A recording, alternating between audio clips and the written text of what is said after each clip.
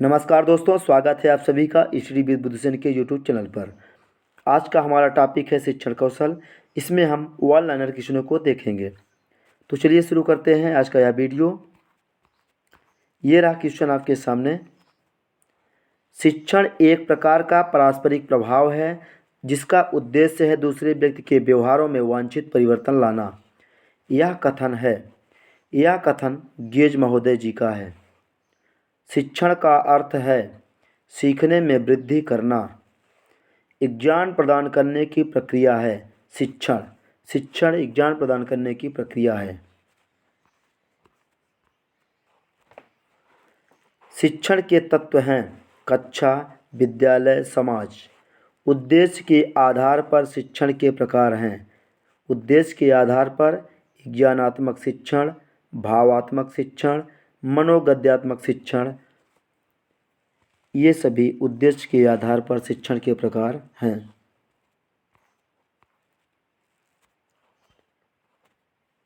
शिक्षण के स्तरों के आधार पर शिक्षण के प्रकार: स्मृति स्तर, बोध स्तर, चिंतन स्तर, ये तीनों आपके शिक्षण के स्तरों के आधार पर शिक्षण के प्रकार बताए गए हैं। शासन प्रणाली के आधार पर शिक्षण के प्रकार हैं। शासन प्रणाली के आधार पर एकतंत्रीय शिक्षण, लोकतंत्रीय शिक्षण, हस्तक्षेप रहित शिक्षण। बढ़ते हैं अगले प्रश्न की तरफ। शैक्षिक व्यवस्था के आधार पर शिक्षण के प्रकार हैं। औपचारिक शिक्षण, अनौपचारिक शिक्षण, औपचारिकेतर शिक्षण, ये तीनों आपके शैक्षिक व्यवस्था के आधार पर शिक्षण के प्रकार दिए गए हैं। शिक्षण की अवस्थाएं हैं पूर्व क्रिया अवस्था, अंतः प्रक्रिया अवस्था, उत्तर क्रिया अवस्था।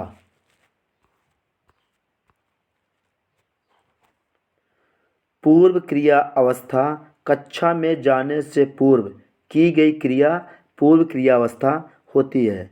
अंतः क्रिया अवस्था कक्षा में जाने के बाद की गई क्रिया अंतः क्रिया अवस्था होती है। उत्तर क्रिया अवस्था है सीखे गए कार्य का शिक्षक द्वारा मूल्यांकन करना, उत्तर क्रिया अवस्था होती है। शिक्षण विधियां हैं शिक्षण को रुचिपूर्ण एवं प्रभावशाली बनाने का तरीका शिक्षण विधियां कहलाती है। व्याख्यान विधि, जिसमें हम कठिन अंशों को सरल बनाते हैं, वो आपका व्याख्यान विधि होती है। एक पूर्ण एवं विस्तृत कथन होता है। स्पष्टीकरण विधि में आपका एक पूर्ण एवं विस्तृत कथन होता है। सामाजिक विज्ञान के लिए आवश्यक विधि है तो विवरण ऐसी विधि है जो आपके सामाजिक विज्ञान के लिए आवश्यक विधि होती है। पूर्ण शाब्दिक चित्र प्रस्तुत करके समझाया जाता है। वर्णन विधि में पूर्ण शाब्दिक चित्र प्रस्तुत करके समझाया जाता है। शिक्षण की प्रमुख विधियां: व्याख्यान विधि, स्पष्टीकरण विधि, विवरण विधि, वर्णन विधि, कहानी विधि, निरीक्षित अध्ययन विधि, उदाहरण विधि, प्रत्युत्तर विधि, आगमन विधि, निगमन विधि, विश्लेषण विधि, संश्लेषण विधि, प्रश्नोत्तर विधि, प्रोजेक्ट विधि, डाल्टन विधि, किंडरगार्टन विधि, ये शिक्षण की प्रमुख विधियां हैं। देखते हैं अगली स्लाइड। कहानी कथन विधि द्वारा सूक्ष्म तथा जटिल अंशों को सरल बनाया जाता है। कहानी कथन विधि द्वारा सूक्ष्म तथा जटिल अंशों को सरल बनाया जाता है। व्यक्तिगत भिन्नता क्रियाशीलता के सिद्धांत पर आधारित विधि है। निरीक्षित अध्ययन विधि व्यक्तिगत भिन्नता तथा क्रियाशीलता के सिद्धांत पर आधारित विधि है। उदाहरण प्रविधि का प्रयोग किया जाता है। छात्रों के विचार शक्ति, कल्पना शक्ति के विकास एवं वृद्धि के लिए उदाहरण प्रविधि का प्रयोग किया जाता है। मेथड विधि शब्द लिया गया है। विधि शब्द लैटिन भाषा से लिया गया है। प्रदर्शन विधि की विशेषता है शिक्षक एवं छात्र दोनों सक्रिय होते हैं। प्रदर्शन विधि में शिक्षक एवं छात्र दोनों सक्रिय होते हैं। प्रदर्शन विधि उपयोगी होती है। छोटी कक्षाओं के लिए प्रदर्शन विधि उपयोगी होती है। शिक्षण कौशल छात्रों के सीखने के लिए सुगमता प्रदान करने के विचार से संपन्न की गई संबंधित शिक्षण क्रियाओं या व्यवहारों का समूह है। यह कथन है डॉक्टर वी के पासी। ये कथन डॉक्टर वी के पासी का है। बढ़ते हैं अगले प्रश्न की तरफ। कक्षा कक्ष में अपने शिक्षण को प्रभावशाली बनाने को कहते हैं। तो कक्षा कक्ष में शिक्षण को प्रभावशाली बनाने को शिक्षण कौशल कहते हैं। शिक्षण कौशल की विशेषता है प्रक्रिया एवं व्यवहार संबंधित। शिक्षण कौशल की विशेषता प्रक्रिया एवं व्यवहार से संबंधित होती है। विशिष्ट लक्ष्यों की प्राप्ति में सहायक है। तो शिक्षण कौशल विशिष्ट लक्ष्यों की प्राप्ति में सहायक होता है। शिक्षण कौशल प्रभावशाली बनाते हैं शिक्षण कौशल आपके शिक्षण प्रक्रिया को प्रभावशाली बनाते हैं। शिक्षण कौशल से सक्रिय बनाया जाता है। समस्त अंतःक्रिया शिक्षण कौशल को सक्रिय बनाया जाता है। सूक्ष्म शिक्षण आधारित है। सूक्ष्म शिक्षण शिक्षण कौशल पर आधारित है। सर्वप्रथम शिक्षण कौशल सूची तैयार की गई। तो सर्वप्रथम शिक्षण कौशल सूची स्टैनफोर्ड विश्वविद्यालय तथा कैलिफोर्निया विश्वविद्यालय द्वारा तैयार की गई। बढ़ते हैं अगली स्लाइड की तरफ।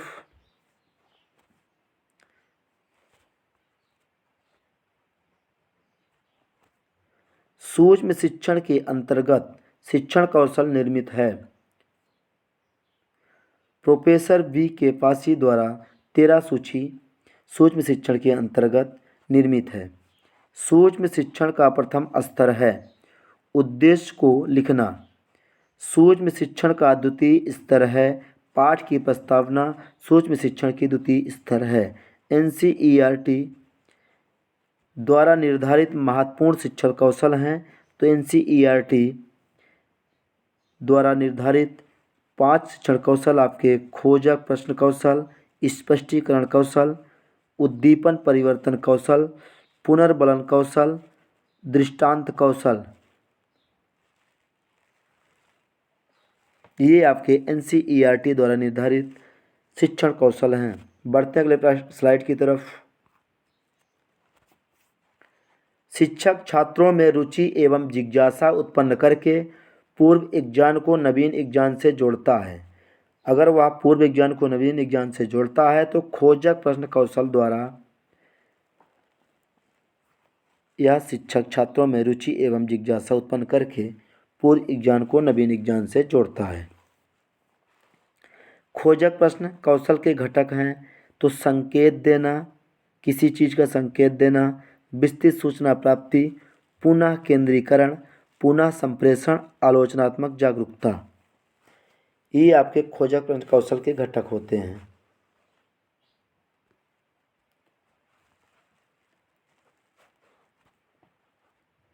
विषय वस्तु पर आधारित क्रमबद्ध सार्थक कथन शिक्षक द्वारा दिए जाते हैं। तो विषय वस्तु पर आधारित क्रमबद्ध एवं सार्थक कथन स्पष्टीकरण कौशल द्वारा दिए जाते हैं। ध्यान को पाठ में लगाए रखने के लिए शिक्षक अपने व्यवहारों में जानबूझकर जो परिवर्तन लाता है उसको उद्दीपन परिवर्तन कौशल द्वारा लाया जाता है। उद्दीपन परिवर्तन कौशल में शिक्षक को अपने हाव भाव में परिवर्तन करना चाहिए। उद्दीपन परिवर्तन कौशल में शिक्षक को अपने हाव भाव में परिवर्तन करना जरूरी होता है। अनुक्रिया की बारंबारता बढ़ जाती है। पुनर्बलन कौशल द्वारा अनुक्रिया की बारंबारता बढ़ जाती है। पुनर्बलन के प्रकार आपके धनात्मक पुनर्बलन और ऋणात्मक पुनर्बलन, ये पुनर्बलन के प्रकार हैं। धनात्मक पुनर्बलन कौशल का घटक प्रशंसात्मक कथनों का प्रयोग धनात्मक पुनर्बलन कौशल का घटक है। शिक्षक नवीन जटिल अमूर्त विज्ञान को सरलता से छात्रों तक पहुंचाता है। ये दृष्टांत कौशल द्वारा शिक्षक ऐसा कर पाता है। दृष्टांत कौशलों में प्रयोग होता है तो चित्र एवं उदाहरण दृष्टांत कौशल में प्रयोग होते हैं। दृष्टांत कौशल के प्रकार तो शाब्दिक और अशाब्दिक, ये दोनों दृष्टांत कौशल के प्रकार होते हैं। कहानी कथन है शाब्दिक उदाहरण कहानी कथन होता है। शाब्दिक उदाहरण है तो घटना का वर्णन, चुटकुले, कविता, लेख, ये आपके शाब्दिक उदाहरण हैं।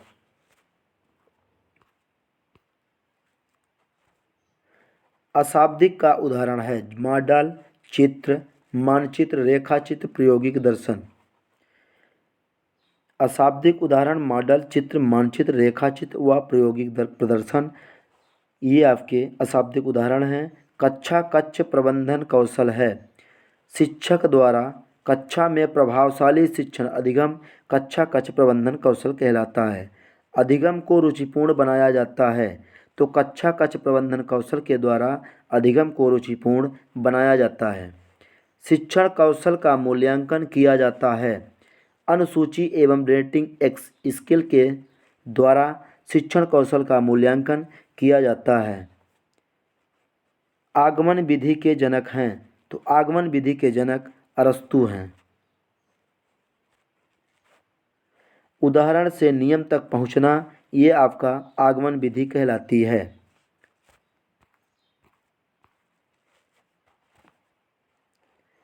आगमन विधि उपयोगी है। प्राथमिक शिक्षा के लिए आगमन विधि उपयोगी होती है। शिक्षण सूत्र हैं तो आपके शिक्षण सूत्र 11 हैं। 11 शिक्षण सूत्र हैं। अज्ञात से अज्ञात की ओर, सरल से कठिन की ओर, अनिश्चित से निश्चित की ओर, अनुभूत से युक्ति युक्त की ओर, मूर्त से अमूर्त की ओर, विश्लेषण से संश्लेषण की ओर, प्रत्यक्ष से अप्रत्यक्ष की ओर, विशिष्ट से सामान्य की ओर, मनोवैज्ञानिक से तार्किक क्रम की ओर। 10वां आपका आगमन से निगमन की ओर।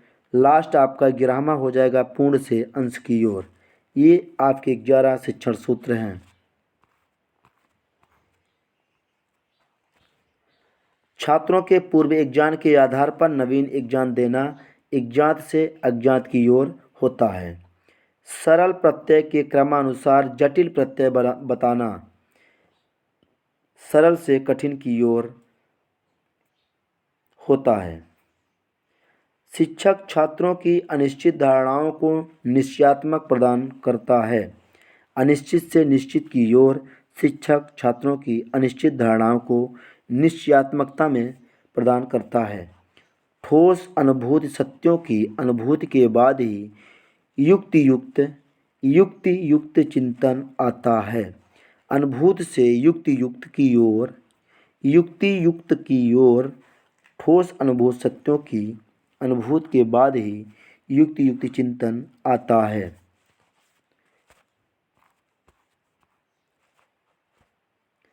किसी तथ्य या समस्या को बांटना विश्लेषण कहलाता है। सूचनाओं को जोड़कर समग्र रूप से समझना, ये आपका संश्लेषण के अंतर्गत होता है। ज्ञान को स्थायित्व प्रदान करना संश्लेषण कहलाता है। वर्तमान ज्ञान के बाद भूत अथवा भविष्य का ज्ञान देना प्रत्यक्ष से अप्रत्यक्ष की ओर जाना होता है। विशिष्ट नियम से सामान्य नियम की ओर पहुंचना विशिष्ट से सामान्य की ओर कहलाता है। मनोवैज्ञानिक ढंग से शिक्षण के पश्चात मानसिक विकास के अनुकूल ज्ञान को तर्कसम्मत बनाना मनोवैज्ञानिक ज्ञान से तार्किक ज्ञान की ओर जाना होता है।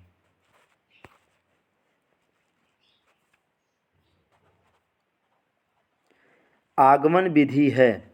उदाहरण से नियम की ओर आगमन विधि होती है। नियम से उदाहरण की ओर ये आपका निगमन विधि में होता है। नए ज्ञान की खोज में सहायक है। आगमन विधि आपके नए ज्ञान की खोज में सहायक होती है। शिक्षक को शिक्षण प्रदान करना चाहिए आगमन से निगमन की ओर। खोज के फलस्वरूप प्राप्त ज्ञान निगमन विधि में होता है। निगमन विधि से शिक्षण होना चाहिए आगमन के पश्चात। निगमन विधि के जनक हैं अरस्तु, निगमन विधि के जनक कहलाते हैं। प्रमाण से प्रत्यक्ष की ओर निगमन विधि में होता है। निगमन विधि है सामान्य से विशिष्ट की ओर आपका निगमन विधि कहलाती है। योजना पद्धति है। योजना पद्धति किलपैट्रिक की है। किलपैट्रिक हैं प्रयोजनवादी। प्रयोग में विश्वास करता है तो ये प्रयोजनवाद आपका प्रयोग में विश्वास करता है। प्रयोजनवाद के जनक हैं तो डीवी जॉन डीवी आपके प्रयोजनवाद के जनक कहलाते हैं। हेलेन पार्कहर्स्ट जनक हैं। डाल्टन विधि के जनक हेलेन पार्कहर्स्ट हैं। किंडरगार्टन विधि के जनक हैं तो फ्रॉवेल आपके किंडरगार्टन विधि के जनक कहलाते हैं। निगमन विधि उपयोगी है। उच्च कक्षाओं के लिए निगमन विधि उपयोगी होती है। किंडरगार्टन का शाब्दिक अर्थ है बच्चों का बगीचा।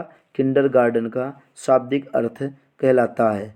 मारिया मंटेसरी जनक हैं तो मॉन्टेसरी विधि के जनक मारिया मंटेसरी हैं। आर्मस्ट्रांग जनक हैं। ह्यूरिस्टिक विधि के जनक आर्मस्ट्रांग हैं।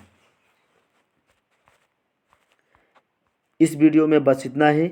मिलते हैं नए वीडियो के साथ।